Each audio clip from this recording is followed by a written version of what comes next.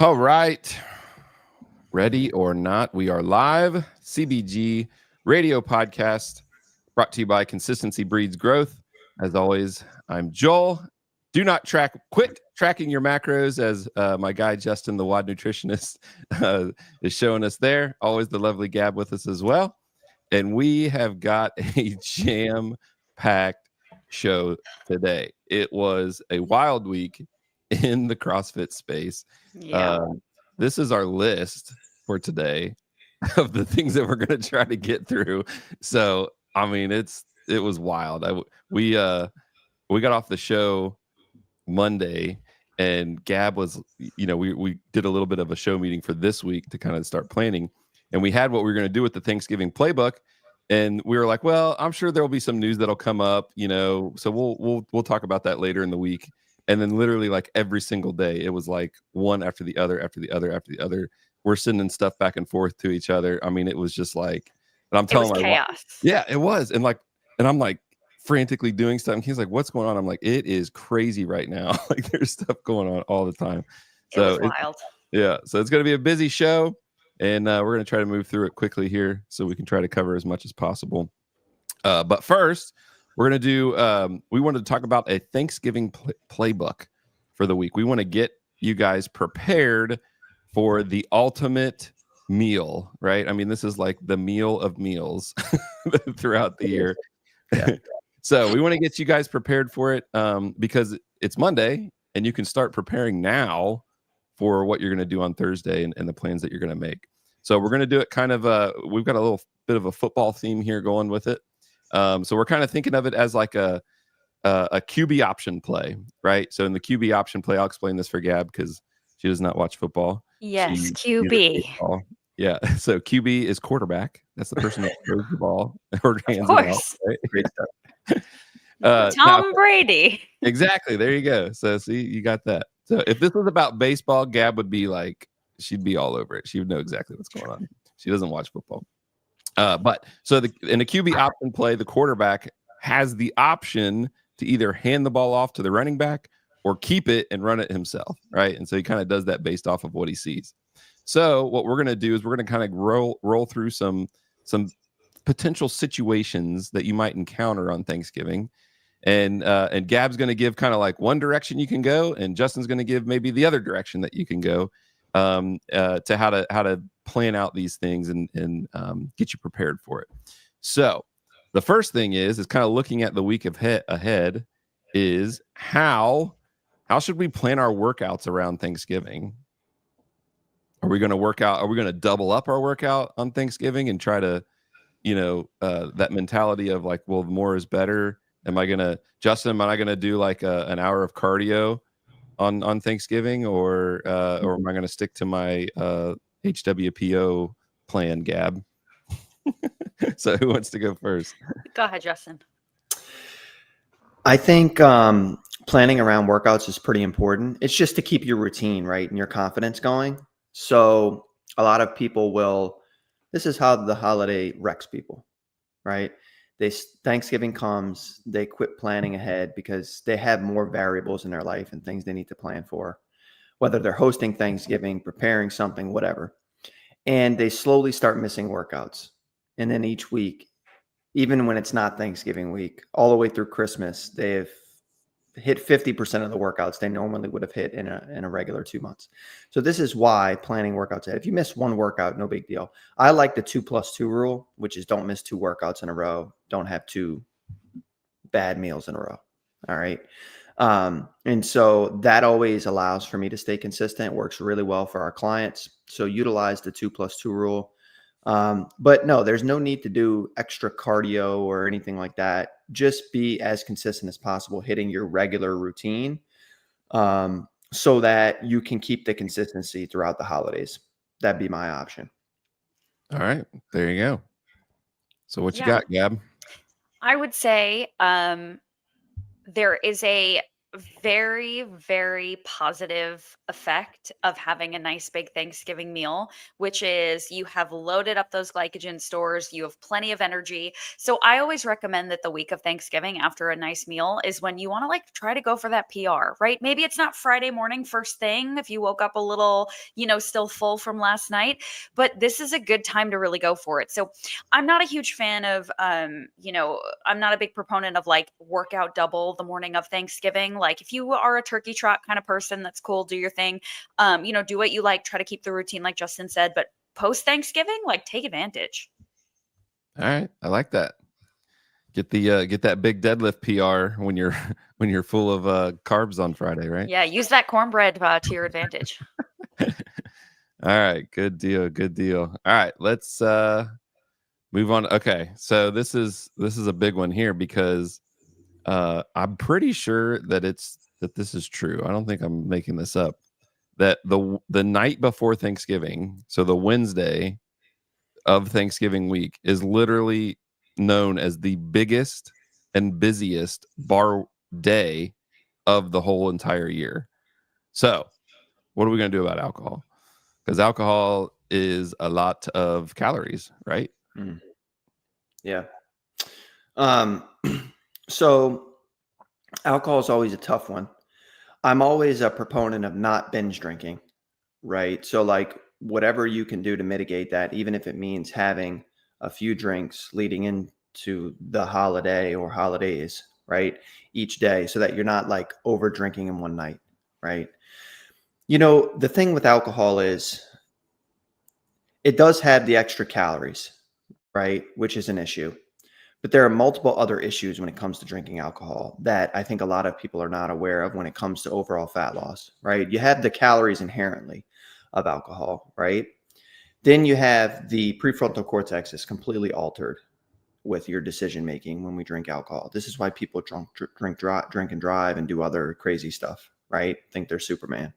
And so this is where the overeating, your body's trying to recover itself, right? It's literally just tanked in drinking alcohol. It's trying to recover itself. So it wants calories, and it's going to get those calories wherever. Your decision making is no consequences that you feel are there. So this is where we eat whatever we want after we've the late night cheese fry, college pizza, like whatever, right?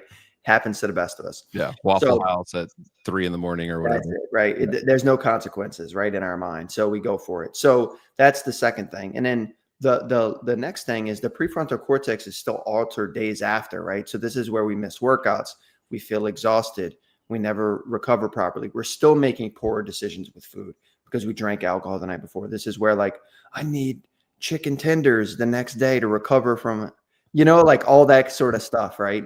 And so being more aware of some of those aspects, if you are going to have a couple of drinks, so that you eat ahead of time before you drink, which is like, oh my gosh, the best tip for those of you that drink alcohol. If you have a big meal ahead of time and you eat consistently throughout the day, you're less likely to one, overeat, and two, less likely to overdrink. Because you literally had all these meals. Go have a really big Thanksgiving meal and then try to drink 7 glasses of wine after that. You're not going to be able to do it, right? You'd literally have to like force yourself, like, I'm getting drunk tonight. Like tonight's my night, Like and so a challenge maybe to people. Like, no, just kidding. Yeah. And so that's the thing, right? So make sure you're eating consistently throughout the day. Don't start drinking until you've had that meal first. And this is the greatest way, because if not, you're just going off of self motivation, and that's really hard to do when your uncle's drinking. He's cracking jokes. This other person's drinking that never drinks. And you're like, I got to be drinking if they're drinking, right? Like all this stuff is happening. It's easy to get sucked into it for sure. Of course. And the amount of input going in during the holiday time and like a day with everybody there is so much. You have the smells of all the food there. You have the football going on TV. People are screaming, yelling. People are laughing. They're having a great time. It's the best time of the year, right? And so for you to take that step, all right, what does my decision making need to be with it is very difficult. So give yourself a chance. Yeah. So, yeah, I think that's good because if you get smashed on Wednesday and then you still have Thursday with your family. You're probably drinking again Thursday with your family too. So like you're constantly adding on to that. All right. So what's the QB option in this Gab? I'm gonna go a little bit more of the tough love route. You got goals, just you gotta say no, because Yeah. alcohol is something that we don't do a very good job of limiting, right? You say, all right, I'm only gonna have 2 drinks, and then by the second drink, because of the prefrontal cortex alteration, you're like, well, why not, right? I've already had 2, let's just keep going. So I would say a couple of ways to do this. Number one, just tell people, like, listen, I'm not drinking this year. Once it's out in the open, I think people are more supportive usually than not. You may have 1 or 2 people that are like, oh, come on, just have a drink, it'll be fun. But if you've got enough people saying like, no, all right, that's cool, that's fine, you'll be fine. You can still go, you can still have fun, you can still enjoy yourself. It may be an eye-opening experience for you, quite frankly. And then second would be, all right, Friday morning, then you've got to book yourself a nice early workout. If your gym is offering a 5:30 class, you're signed up for it. You've got to have some kind of accountability so that you are not tempted to just go off the rails. You've got to wake up early. You can't be feeling like shit. You've got to make sure that you get enough sleep, that you're hydrated, and use that as accountability to actually get up and go. That will severely alter the way you think about drinking. Yeah. Nice. And just to like give a shameless plug, I sat down with Gab and Coach Page. What was that? A few weeks back on my channel. It's called My 2 Cents, and we talked about their decision to be sober and to abstain from alcohol, and we got to dive into their stories a little bit more about that decision.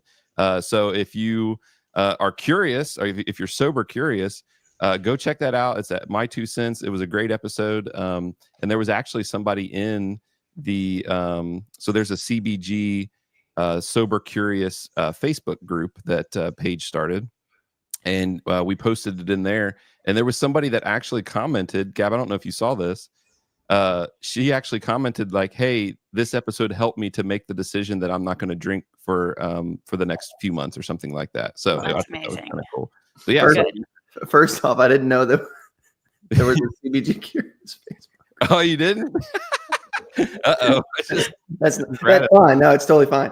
I'm actually almost there. So Gab brings up a good point. It took me actually a couple years to get to the place I am now, where I could have a few and then just be like, it's good. Like, I don't need to have more. That took actually 2 years. Yeah. Honestly. And so the only time I'll have like a lot is if I'm at like a Yankees game, like the World Series game. I already knew going, like, you know what I'm saying? Like, you probably needed to be to get through that game anyway. So yeah, honestly, especially with how much I paid for the tickets. So there was just, that was the one time this year, maybe twice total. Right. So I'm like almost there. You have to get to that point, I feel like, where you can like really moderate. And if you're going into Thanksgiving, like you're not where I'm at, where like you've already multiple times just had a couple drinks and been okay, right? I would say you might need to take the all or nothing Gab approach when it comes to this. Just like go into it with the complete mindset that you're not drinking. You've already accepted and made that decision. It's over, it's done. And then you go from there, right? And then use that momentum into maybe something more positive to start limiting drinking and trying to get moving in the right direction, right? What you don't want to do is restrict yourself completely and then end up binge drinking on Christmas or whatever, because you pat yourself in the back and did a good job. So I need to check out the Facebook group. Yeah. I think Paige, kind of push for it, I think, and Justina. I think it's just a chat. I don't think it's a group. Oh well, from our CBG clients only. It's maybe a chat. Yeah. Yes. Okay, I didn't describe it correctly. That's really cool actually, because a lot of people are the last few years are really starting to do that. It's pretty amazing. So yeah. But it was it's the episode's called Be One of Us, and it's with Gab and Paige and them talking about their stories and that. So check that part. Go check that video out if you're sober curious. All right, the next one is, so that was good, all good stuff about alcohol. All right, what are we gonna do about the leftovers? I mean, obviously, the leftovers are sometimes the best part of Thanksgiving, right? So how are we gonna handle that? Very easy for me. If you're hosting, you're going to send a lot of it with other people. If you get your own leftovers, you're going to package them up into Tupperware containers for lunches with your protein, your carb. There's something of everything, right? When it comes to Thanksgiving, your protein, your carb, your veggie, and you pack them for the week. For lunch, you pack them in other Tupperware containers for dinner. And now they're separated out. You don't have to bring food out every single time you're going to eat. It's already packaged and it's portioned out. All right, there you go. What you got, Gab? I agree. You have a protein, a carb, a veggie, a fat, like you've got everything you need. What you got to do is you got to make sure the desserts get sent with somebody else. And if it's something that you feel you don't have control over, you've got to just throw it away. I think a lot of us are afraid of wasting food. I understand. But that is not a reason to consume something that's going to make you feel bad. So whether you're able to send it home with somebody else, somebody who has kids, maybe, negotiate. If you're somebody that's being given leftovers, maybe, all right, I'll take double turkey if you take the pie, like be able to do that kind of swap. And just make sure you're leaving with things or staying with things that are, going to make you feel good when you eat them. Thanksgiving dinner can be really well balanced and delicious. And it, like Justin said, it can last you, you can have lunches for days. But you got to make sure that you're not just politely taking something and then, keeping it for no reason. Yeah. So basically, it sounds like what you're saying is like there shouldn't be any leftover desserts. Like you can work through the leftovers because those other leftovers you can kind of plug into your blueprints. And and if you're someone that likes to take the dinner roll and the turkey and you make like those leftover sandwiches, like just make the sandwich fit your blueprint. Like right? Like it's kind of just what you're saying. And that's not to say that you can't have some dessert. Like if grandma made your favorite apple pie and you want to take a couple slices home and you're going to eat it over the course of a few days, that's fine. That's your prerogative. But if you are somebody who, if you're taking home a dozen cupcakes and you're going to eat one every single day for the next 2 weeks, then like maybe only take 2 or 3 of them home and send the rest with somebody else. You have to, know thyself is kind of always my saying. Nice. So with oh man, I got so many things here. Oh, here we go. So you don't want to do this. Just don't want a piece of the Can you guys hear that? pie. Yeah. I want that whole pie. I just don't want a piece of the pie. I want that whole pie. You don't get the whole pie, people. You don't get the whole pie. All right. You get a piece of it. All right. All right. Next one. Handled the leftovers. All right. So we're getting kind of to maybe the more difficult one to deal with, right? How do I handle my family? They tell me I'm a weirdo. Why are you eating so weird? Come on, live a little, right? They're gonna want to peer pressure people that are trying to stay on their blueprint to not follow it. So how are we going to handle those family members? I think for the first thing to recognize within yourself is understanding where and why they're saying that to you, right? The reason that they're saying it is because they need someone to join them in whatever they're indulging in, and it makes them feel more secure in their own decision if you join them, right? This happens with a lot of stuff in life we protect ourselves. You ever hear like, oh, that guy, he's a millionaire. He must be scamming people. Or like, oh, that guy's jacked. He's on roids. Yeah. Right? You guys hear that? So sometimes, yeah, some of that stuff's true. Like most people do not scam themselves into becoming a millionaire. It's pretty hard to do that. You can scam yourself for thousands probably, but millions, I would say it's pretty hard. Yeah. But so people say that so that they can protect themselves from working hard enough to become a millionaire and start their own business and put in the amount of effort that other people have done to become a millionaire. Same thing with the steroid thing. It's like, oh, well, that guy is on steroids, right? Because, he's so jacked. And it's like, you're protecting yourself from the hard work it takes to actually be jacked and be consistent and do what it takes, right? And so the same thing is happening in this micro scenario where in a peer pressure situation with drugs and alcohol and food and all that stuff, people are trying to get you to do what they're doing. Yeah. Right. So it's the same situation. So I think recognizing that is the first thing. And Gab, I'll let you give kind of your tips on your end. Yeah, I'm definitely the black sheep of my family in this instance. So I feel like I have a lot of experience with this. And the thing that I've always kind of come back to is like, if there's one group of people that I don't mind thinking that I'm crazy, it's my family because they can't get rid of me. Like, okay, a friend group maybe is a little bit more like, oh, whatever, like I want to fit in. But my family, I'm like, listen, you have seen me at my worst. You have seen me at my best. I don't really care. So, just like my family saw me in middle school in, like my punk rock phase, like it was fine. They can see me now deciding that I'm not going to overindulge in alcohol and desserts and I'm just going to eat what makes me feel good, stop when I'm full, partake in certain things, not partake in other things, and it will be fine. So I always just remember these people, like whether they agree or disagree, they're probably not going anywhere. So what can you do? There you go. When They've seen you do crazier things. can we see a picture from your punk rock era? I will get you one. Yes, absolutely. No I wanna problem. If wanna as see long as my punk rock mother era. hasn't thrown them all away, I will get you one when I go home for Thanksgiving. Yes. Excellent, excellent. I want to see punk rock era Gab. All right, the last Avril one. Lavigne. The last one is all right. We've decided that we're gonna eat what we want on Thanksgiving. Mhm. We need a Hail Mary here.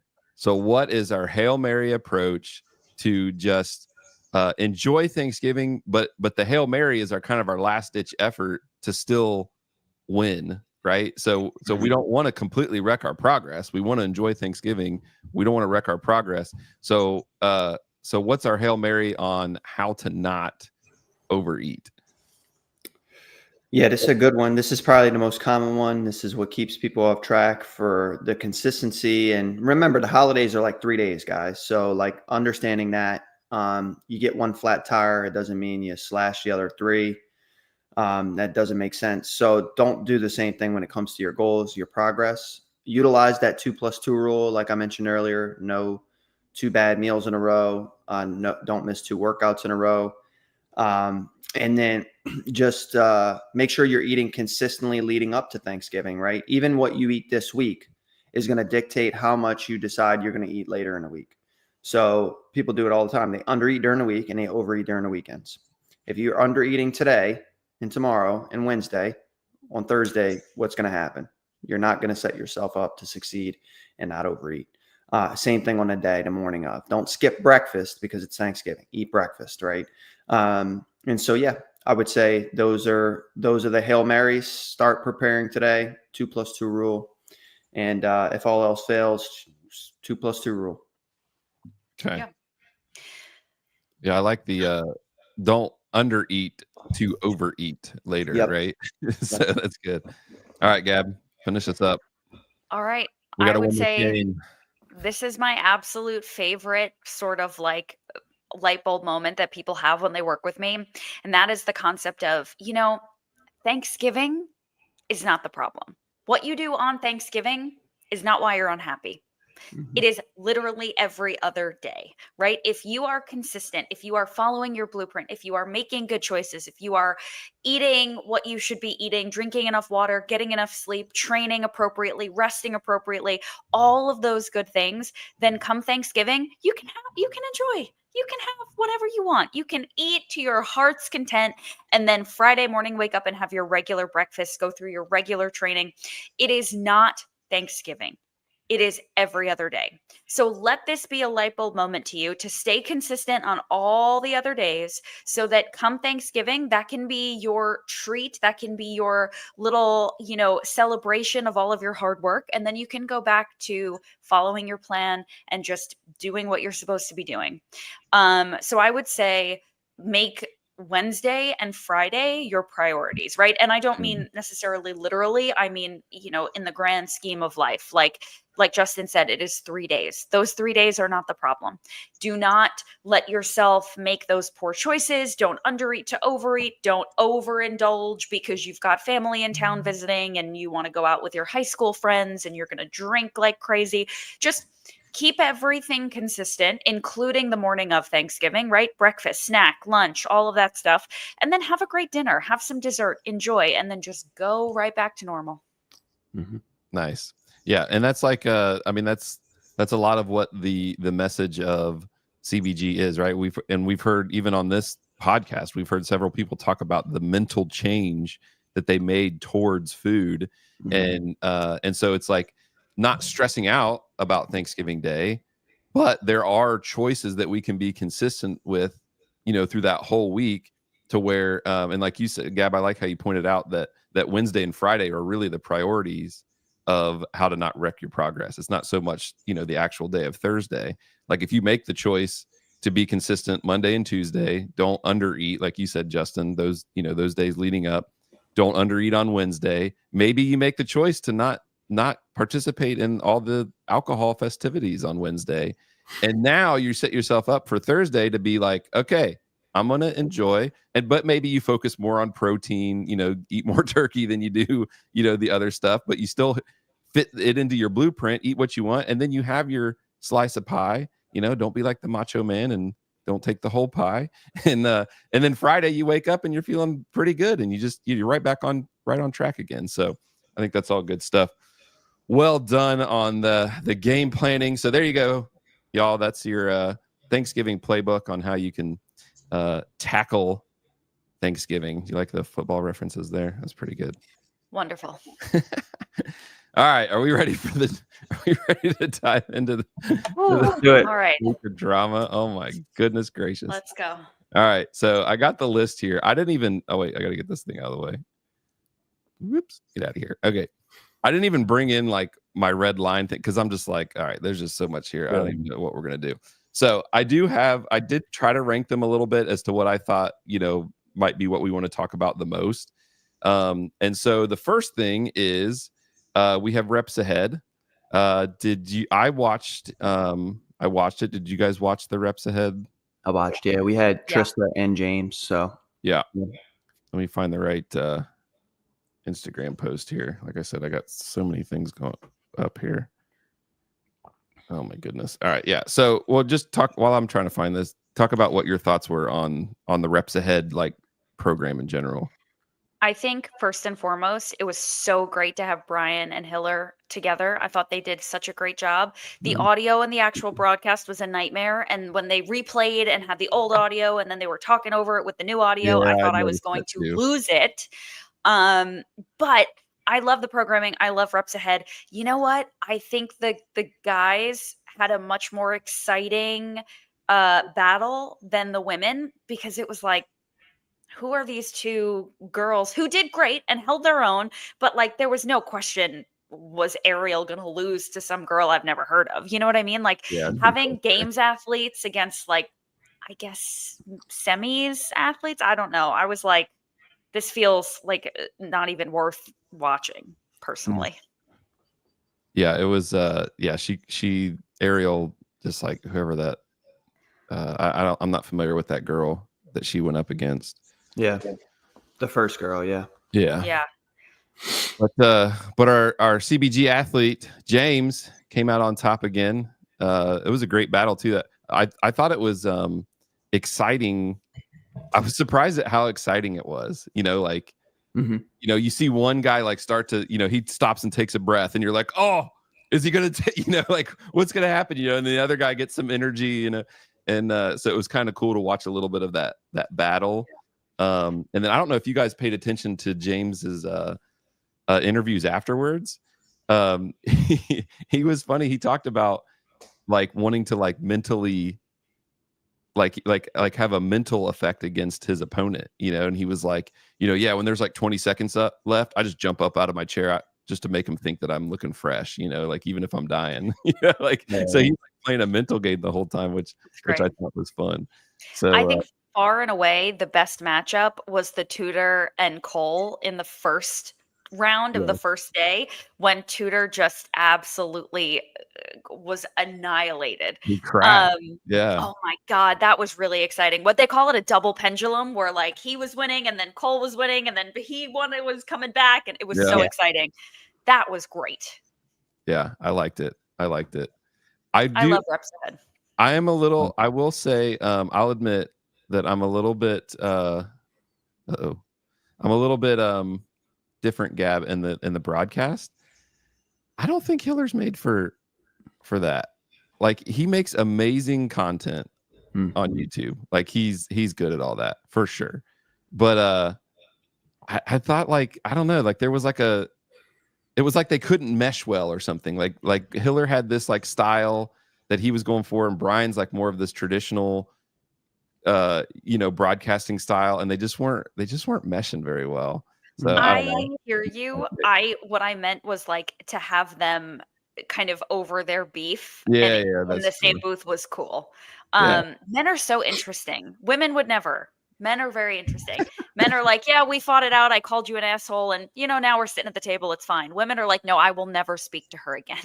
Yeah. They squashed their grudge. Yeah. I thought it was good to see. It's good to see like two people that are fairly well known in the space get behind reps ahead and do it.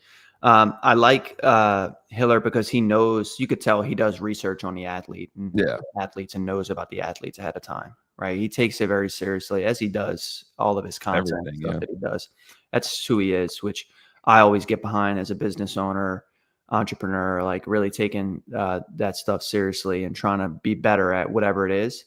And I'm confident he'll continue to get better at broadcasting for it. And I think that they just need to. It's first time doing it together. It's like doing a team at the games. Like you don't win your first. Like it just it takes time.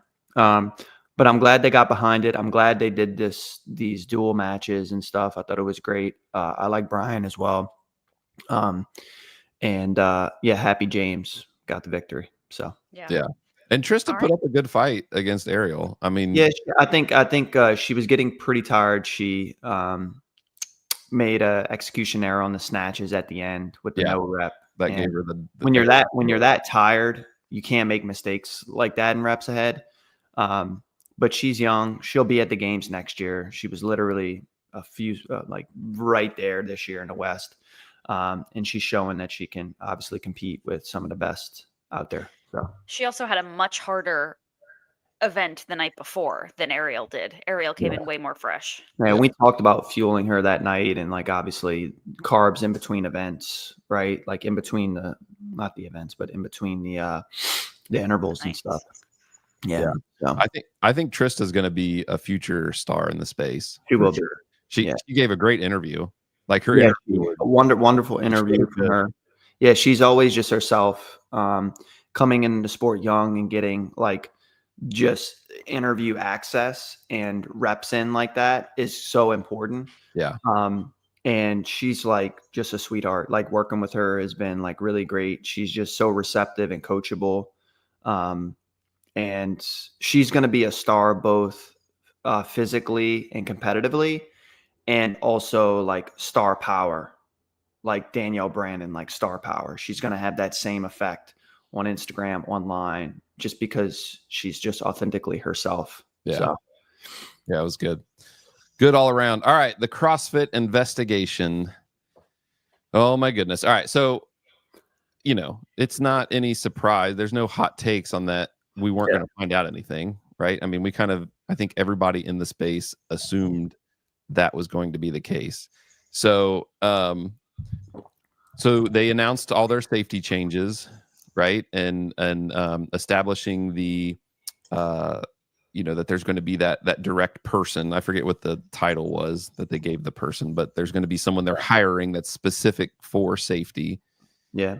But what we found out in that is that that it's official. Like there's nothing, like Dave is not fired, right? And there were demands of Dave to be fired. So we know for sure that Dave's still at the helm of the games, and that probably caused some uproar, I guess, under the people that didn't want him to be the head of the games anymore.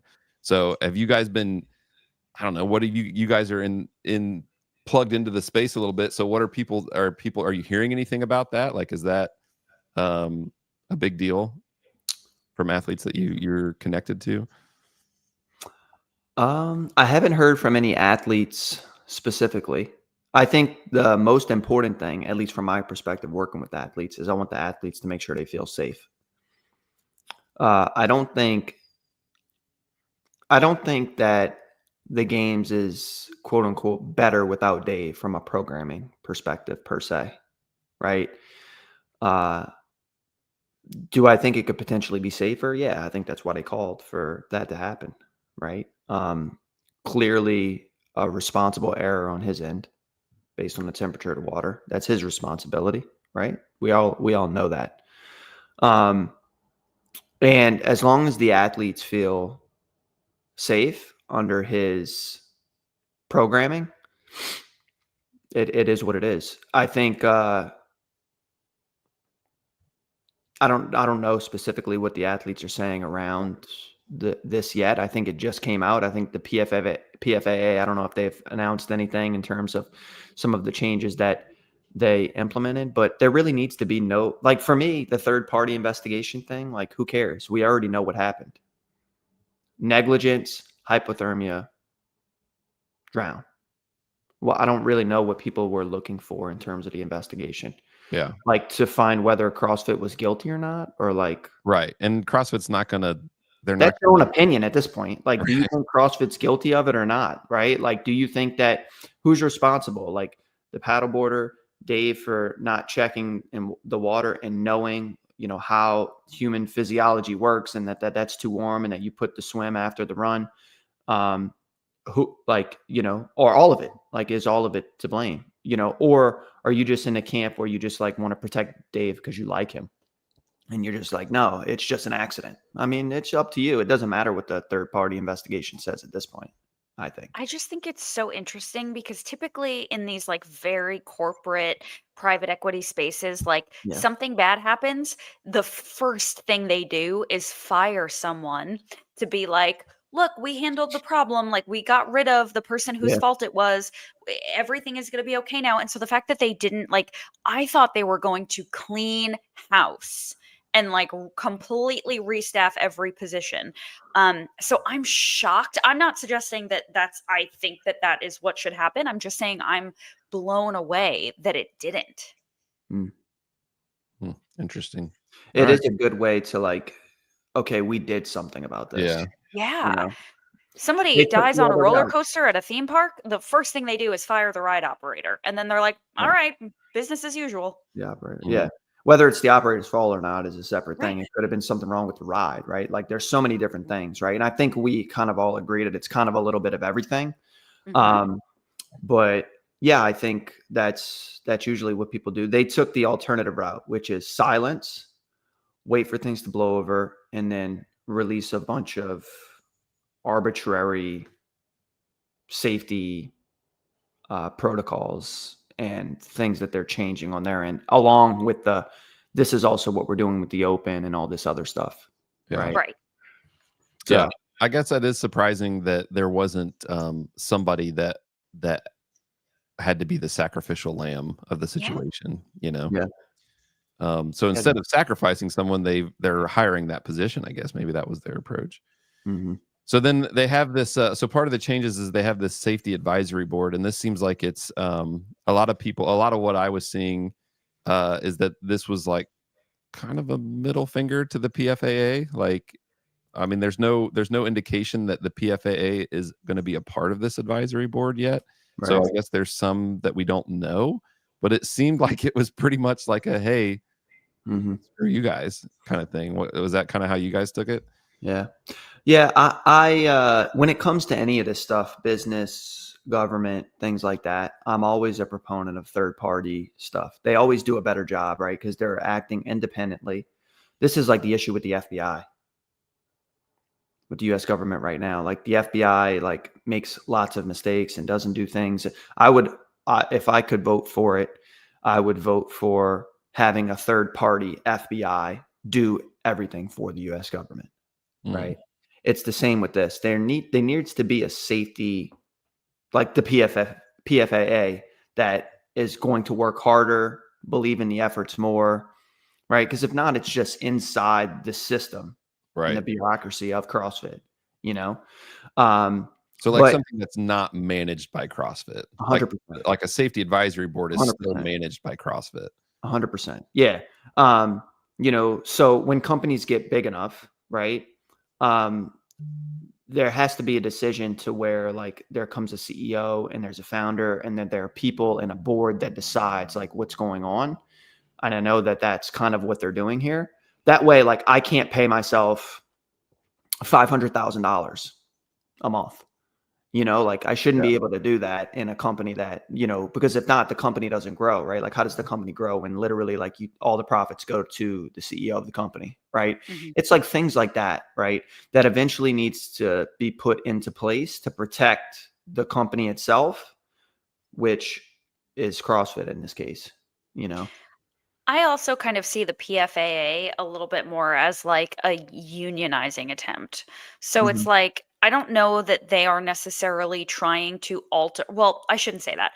I would think perhaps it would be a more useful like effort for, instead of them to try to change what CrossFit is doing, to try to like collectively bargain with CrossFit and say we will not be participating unless X, Y, and Z. Just like employees will unionize and say, we are not going to, we will strike if you don't do X, Y, and Z.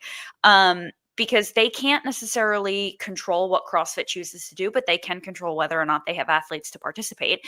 And, Right. CrossFit can turn around and say, okay, well, look at how many people register for the Open. We can have it, but nobody wants to watch Joe from your box at the games, right? Like we Yeah. pay and devote all of our time and attention because we love these athletes and they're really good at what they do.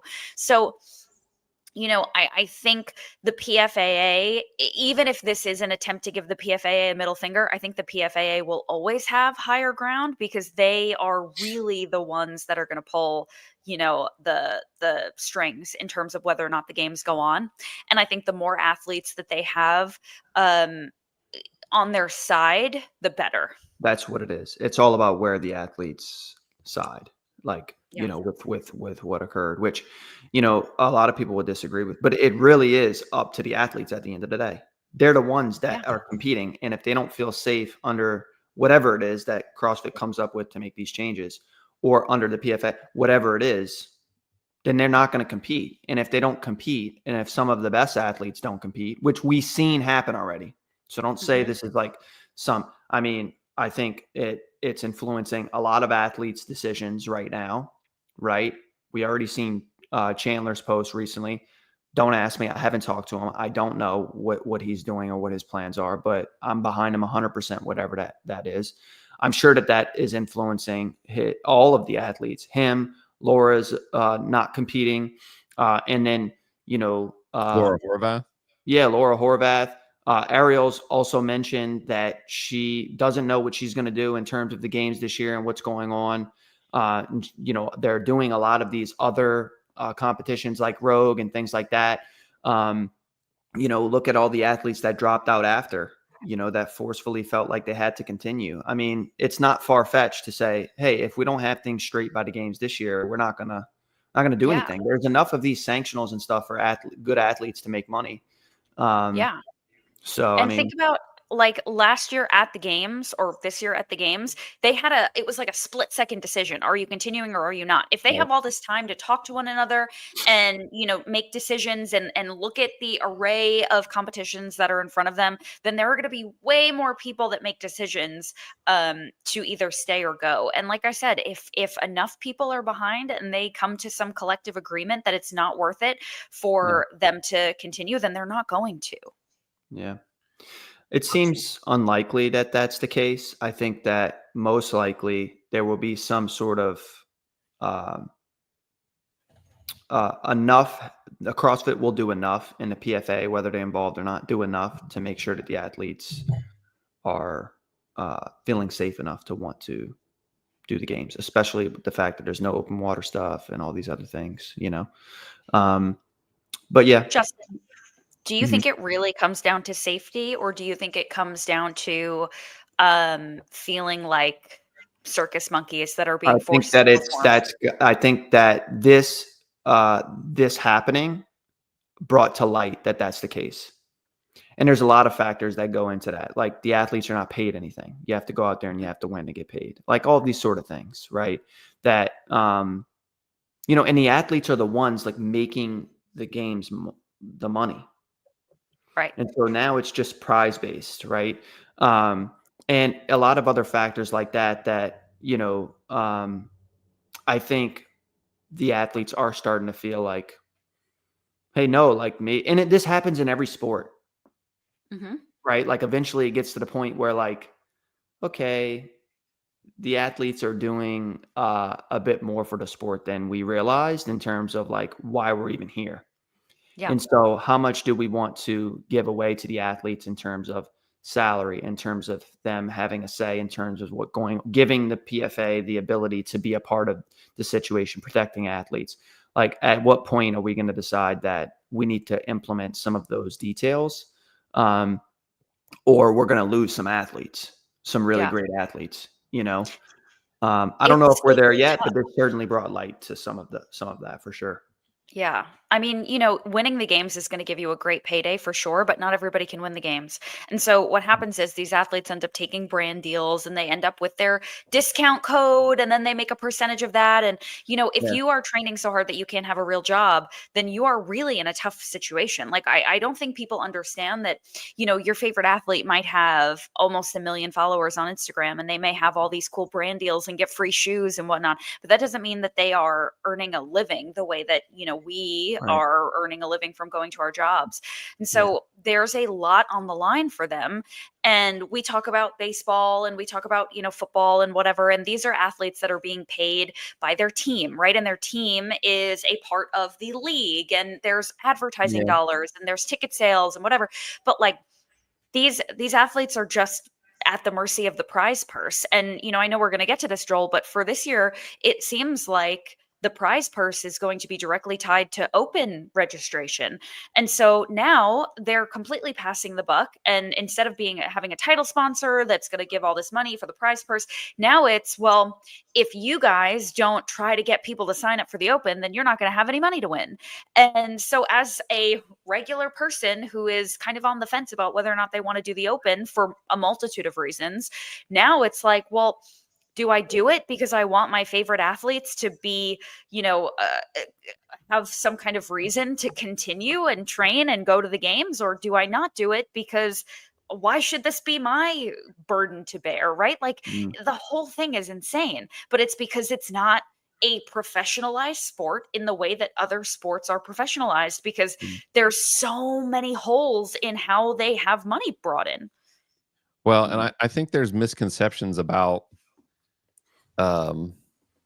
like from my perspective, it seems like the games are more of just a platform for the athletes for their own brands, right? To showcase and build their brands.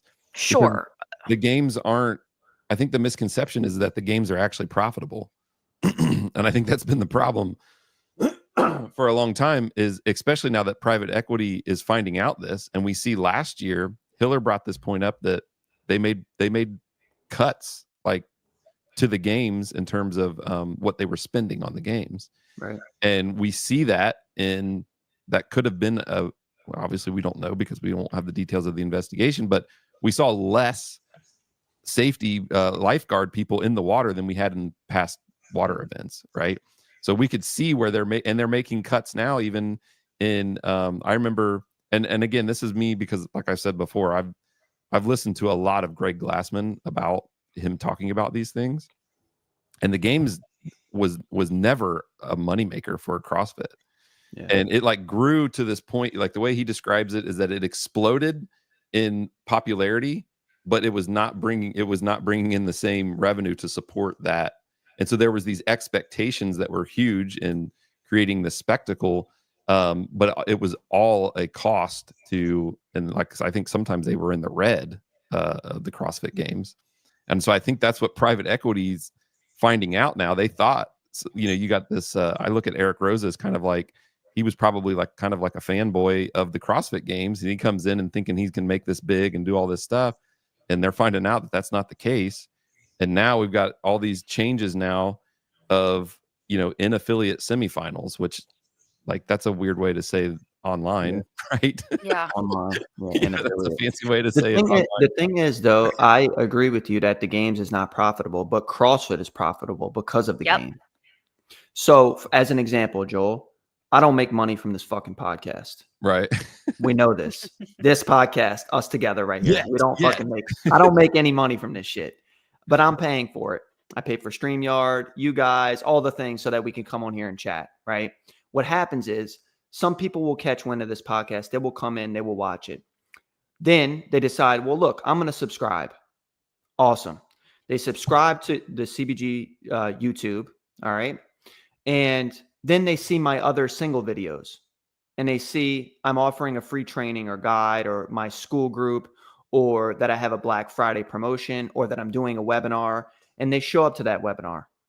They listen to me talk about nutrition and body recomp and losing fat and building muscle, and they're literally gathering as much information from me as possible, and they feel like not tracking macros is something that they could resonate with and actually do to be successful, and then they sign up. That is what the games is for. And so if Danielle Brandon quits competing at the CrossFit Games, right, I guarantee you, I don't know how many years it would take, right? But over time, people will stop learning more about CrossFit, and the CrossFit affiliate system and CrossFit itself would cease to exist unless they had some amazing plan to advocate the dollars from the games, because that's what everybody loves, right? Like that's what everybody sees, mostly everybody, right? And allocating it towards getting more affiliates to actually join and be a part of CrossFit. And that's what I would be pushing. I would push, how do I get these athletes to continue to want to come out here, right? Because they got a good deal right now. They even pay the athletes. They take percentages of what they make from the games and they pay the athletes, right? It's literally like 1099ing it's based off of a percentage of what they already make, right? They have sponsors that come and decide that they're going to be a part of it, right? And they break even or take a little bit of a hit, right? And so how do I do that? And then how do I also get the maximum number of people, individuals, to say, I want to open a gym and I need to make sure this gym is profitable so it doesn't close. 33% of gyms close. 33%. How do I make sure that I give the gyms the resources to not only be inspired to open, but to be inspired to want to keep coaching and make enough money and a living to keep the gym going, to where they want to open a second affiliate, or they want to grow and scale their affiliate from 5,000 square feet to a 10,000 square feet affiliate so they can double their members. Like, how do I give those people the business resources to, one, the marketing to want to open, and two, enough of the details to run a business and be successful and work hard and do all those things so that the affiliate's successful. That's it. So that's the funnel for CrossFit. Like that's what they should be focused on doing, right? Yeah. Pawning as much as possible what's going on with the games and getting people excited about that and doing all that. And then also getting individuals like Gab to say, I'm going to open a gym because I want to help people and I love CrossFit, and then making sure that they do everything possible to help that gym be successful. Right. I'll tell you what, though, you're absolutely right about if Danielle Brandon leaves CrossFit, CrossFit is going to suffer. But 100%. I don't know Danielle. I'm sure she is gifted at many things, but I'll tell you what, Danielle leaves CrossFit. She's not going to go and start bagging groceries at Target. She's going to go find another sport to compete in because that is the thing she's best at. She doesn't even need to do that. I'm going to pay her no matter what. Well, she sure. Could just sit on her Instagram and do whatever the hell. She just be herself, and I'm going to pay her. So yeah, but I mean, obviously going out and doing more and doing, all these other things. Yeah. Right. And one thing I'll mention too, you said earlier, like if CrossFit starts to pay athletes, all these other competitions go to the wayside. So like if CrossFit starts W2 and Danielle Brandon, she's not going to be able to do Rogue unless Rogue is the CrossFit Rogue. Like, you know what I'm saying? Like that would be the only way. Yeah. Right. And I don't think CrossFit's ready to make that jump into like, they're already saying that they don't want to spend more on the sports side, And I'll tell you what, if that were to happen, and I don't think it ever will, but if that were to happen and these athletes were only training CrossFit, there would be a humongous change in their Mhm. physique. There would be a tremendous change in their athleticism, and not everyone is ready to have that conversation yet, but it is true. Yeah. So I don't think any of them would agree to that, but I do think that the if you really dig deep, and again, we like to talk about the people who are all the way at the top, right? The big names, but let's talk about maybe some people who are like high level semis athlete. Maybe they're in the games, maybe they're not in the games. Depends on the year, Yeah. depends on the workouts. These are people that are doing paid Instagram ads for damn near any company that approaches them. These are not people who that is true. have very high paying lot of- jobs. These are people who have given up the ability to work, to train full time. They're taking whatever deals they can get. They're with one company one week and another company the next week, and they're wearing these shoes. Now they're wearing these shoes, and it is hard out there. It is Yeah. freaking rough. So I don't know. I mean, if it's not worth it, if they have to pay their way all the way to the CrossFit Games and pay for their coaching and pay for this training and whatever, and then there's not even a lot of money on the line or whatever, and they're probably not going to win anyway, like Yeah. that's a tough pill to swallow. Because I mean, Joel and I have talked about this offline, like the Instagram in the CrossFit space has kind of become just like an advertising space where every athlete is just selling something. And Yeah. I don't begrudge them that. It's rough. It's hard to make a living doing this. Right. But God, I mean, if there's no money in it, they're going to find other things to do to make that money. They have to. Right. And yeah, maybe CrossFit already did this thing I'm talking about where they experimented with it. They doubled the budget at the games to get more people there, right? Or tripled it or whatever, right? And they grew it 10% each year. And they didn't see increase in affiliate signups and increase in whatever. But I would beg to differ, because as the games was going on from 2009 and that part grew, and you got Rich Froning winning games after games and Matt Frazier winning game, I felt like CrossFit's rev was going up. Mhm. And then I feel like they got derailed during COVID, of course, right? Like everybody took a major hit during, especially gyms, right? Like how many people decided, you know what, I'm going to get my own shit and work out from home, right? And they're still trying to build up from that. They're worried about where they're taking the little red loss on the game side. But when the games were going and you had great athletes out there, you had Rich Froning winning multiple years in a row, you had Frazier winning years in a row, CrossFit affiliates were growing. The number of affiliates were growing. The number of members joining CrossFit affiliates were growing. Like things were badass. Yeah. So I think there's a direct correlation between how much an effort they put in the right athletes that want to go to the games to affiliate signups and people want to join CrossFit. Yeah. But look at, we talked about this on another episode, like what got you into CrossFit. I told you guys, I watched the docs and I was like, oh my God, I'm sold. They don't even do that anymore. Like That's the what I doc was from gonna last say. year isn't even like their media sucks. Their Yeah. Instagram sucks. They're relying so much on these athletes to promote for them, right? They're Yeah. relying on the Buttery Bros to make these games content so they don't have to pay them. But I'm telling, like, if you're cheap And enough, your business is going to tank. Yeah.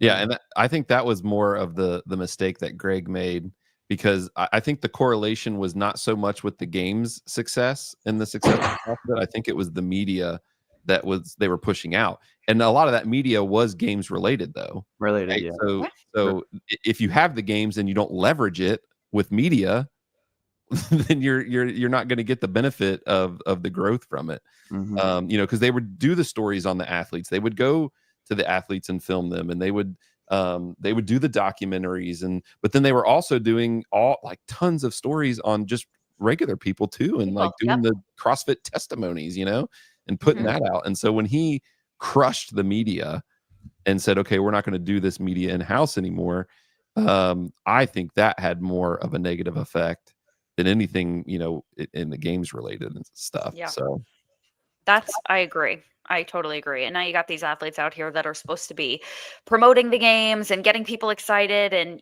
whatever. And it's tough. You can't put all that on individuals. You just can't. yeah. So, all right. So maybe some quick hits here. I mean, I don't know if there's much to say about the, Justin, did you see the Talking Elite Fitness gaff?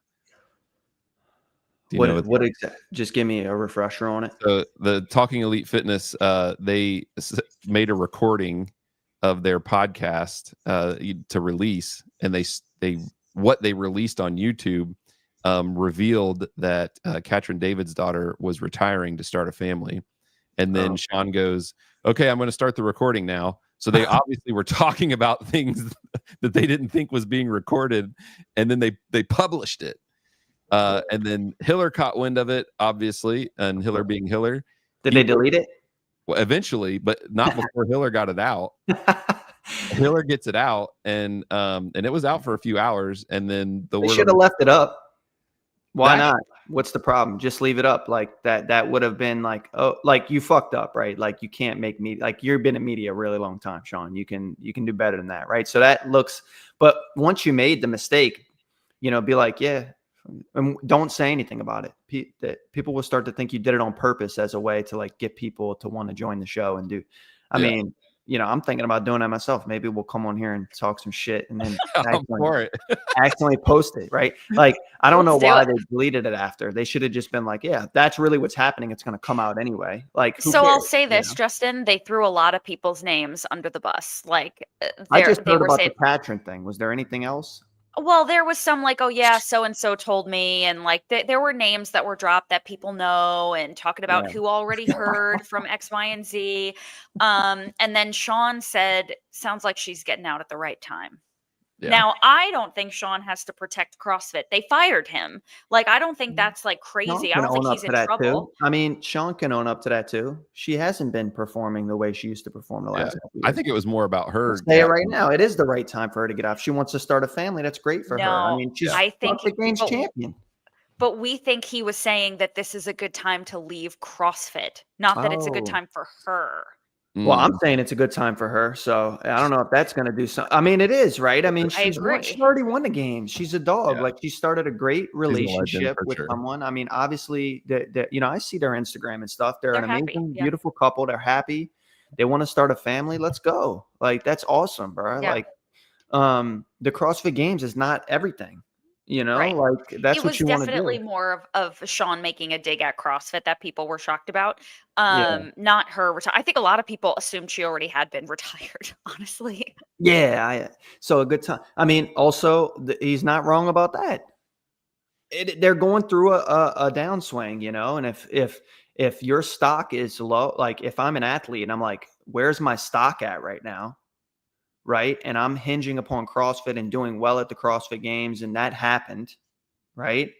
Everybody's stock is lower right now than it was a year ago before the games happened. Every single person's stock is lower because whether they're, athletes are looking at that. They're like, should I give this athlete a deal? They're a CrossFit athlete.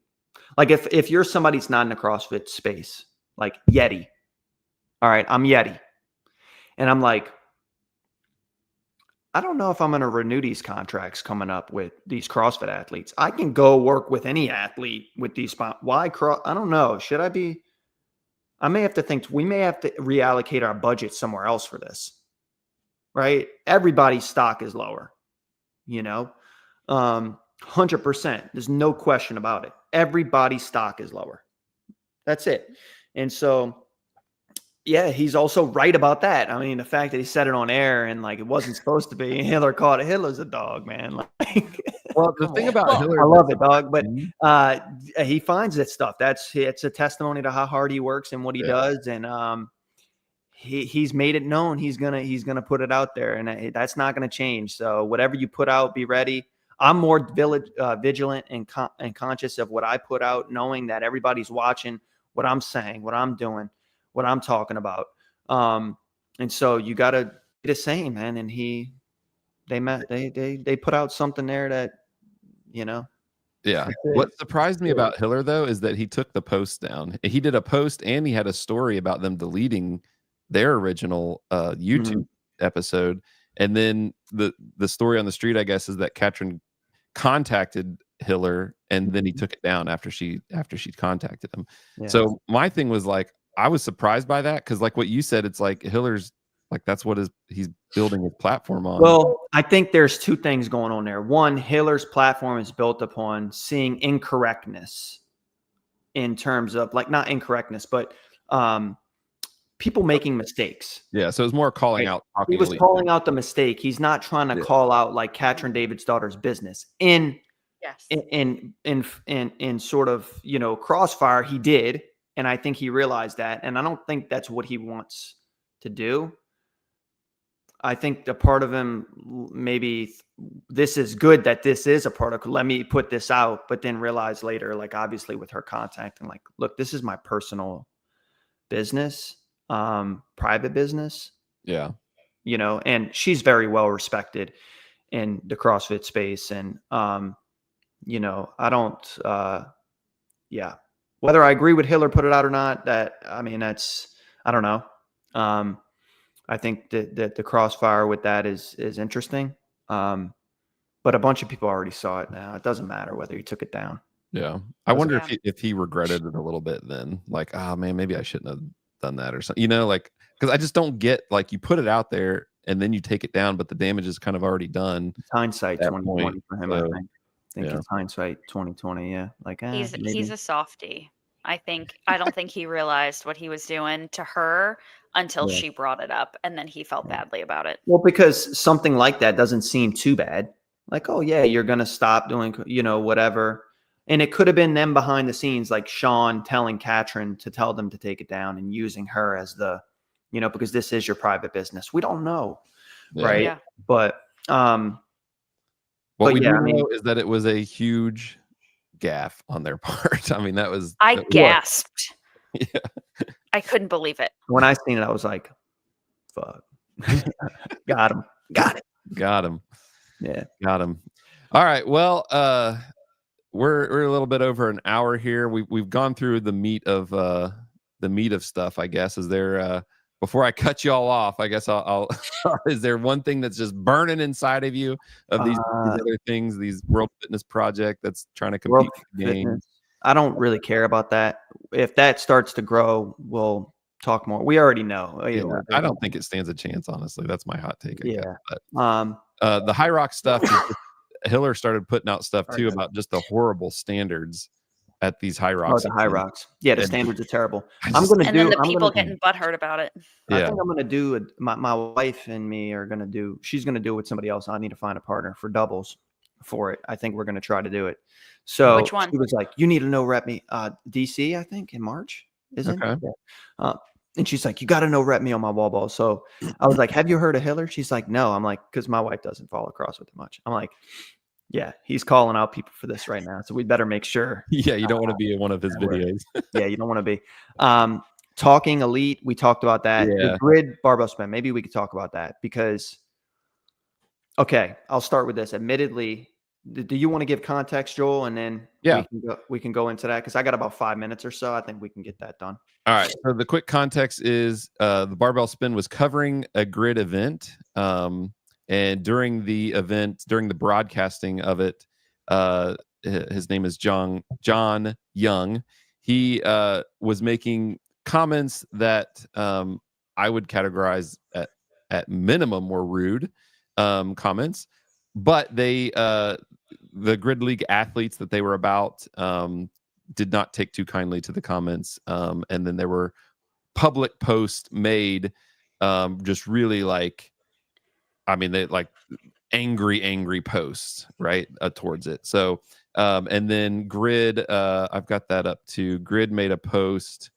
I can share that real quick because I guess they promoted the barbell spins coverage of it. And so then they made this post that they were in disagreement of those comments.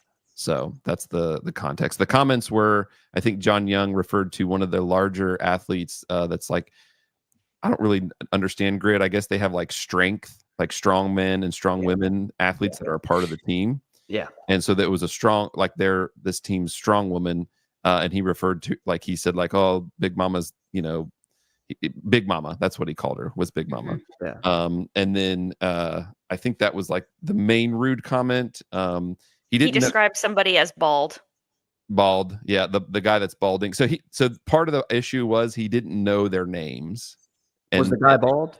He was. Yes. Yeah, he was bald. Okay. Yeah. So that was part of it. Was like he was describing people because he didn't know their names. And so he would say like, oh, that black girl right there on the right, because the other girl was like a white girl, right? So then these comments, like they were he was accused of like misogyny and racism and and this and that. But he also at the same time said like, oh, that bald guy back there, he's doing really good.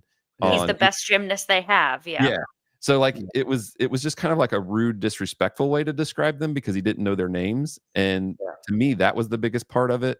So that's what about the sleeping with the something, sleep with your brother or some? Oh, well, that was just a bad joke. Like he was like, you know what I think with him? I don't know how old he is, but I think he's like trying to do too much on it. Like he's trying to do too much. Like when he talks on some of these things, I've heard him talk on some stuff. I think he's trying to like be too much, be too entertaining. Oh, with your brother, like what? Like it's unnecessary. He's trying to be like he's trying too hard in a way, right? But the comments themselves, I think, like anything, it kind of lies somewhere in the middle. Like, do your research and like obviously make sure you call some of the athletes by their name, especially if you're on your broadcasting how to grow, like and help Grid grow, right? Like that was your job. That's why they hired you guys to do this or to come on. I don't know if they paid him or not. But like do your research on that stuff. I feel it's not as like the misogyny and race. I don't think we need to be painting that picture of him. I don't think that makes sense. But I do think there's like which is fine. It's good to try hard. Fuck, that's a great thing. Like try hard to be funny, try hard to do better at what you do, try hard. But the try hard should not be from like making comments to get people riled up and hyped and get clips. It should be do a good job, do good work. Like know the athletes' names, understand what the weights are, understand how the grid works. And this person's tapping out, this person's coming back in. Like these are the things that make you a great like announcer on some of these details. Like we talked about with Hiller earlier, knowing the athletes' names, knowing their backgrounds. He knew Trista was a gymnast. He knew like some of those details are important. And I think he just hopped on and just decided he was going to do as much as possible to get clips. I think that's how he kind of comes off to me. I never met him personally, and there's nothing wrong with trying hard. That's awesome. But you could try hard in some different ways, I think. Another one of the things that he did that pissed people off was there was an event where one team, I guess they knew they couldn't win. So instead of participating and trying to get as many points as they could, they just did not participate. So there was only one team out on the floor. And he was making this huge stink about how that shouldn't be allowed. Like you shouldn't be allowed to be like, we're just going to take the rest and not try to win. Essentially like we're going to forfeit this event, but we're going to come back and win because we're going to be well rested when you guys are tired from doing this event. Right. So he was kind of like losing it. And listen, I don't know how old he is either. There's a lack of maturity, I think, when you get on the air and start freaking out the way he was freaking out about it. I think it's really important to hear people's opinions. And I'll say this too. I come from a place where some people are black and some people are white and some people are bald and some people are large and some people are small. And it's the way that your intention is when you describe that person that makes it rude or just factual, right? And I did not feel, outside of it being unprofessional because of A, the space and that the fact they were on the air doing this for Grid, and B, the fact that he should have known their names and their positions and all of that stuff and should have done his due diligence. I think surface level, what he said was really not anything that could or should get you in trouble. Yeah. I think if we start to make it so that describing someone accurately without any kind of hateful undertones is offensive, we're going to have a really big problem. Because you have to be able to describe people. And saying, that dumb, fat, like that's different, right? But describing someone as bald, I mean, come on, right? So I don't know. Joel, you have a beard. Like, you have a beard. You just do, right? I don't know. The bearded guy. Yeah, the guy with the beard. I can't there's just nothing hateful about that. Yeah. Sure. I mean, some of us may think that. However, all I'm saying is there's nothing hateful about that, right? Like there just isn't.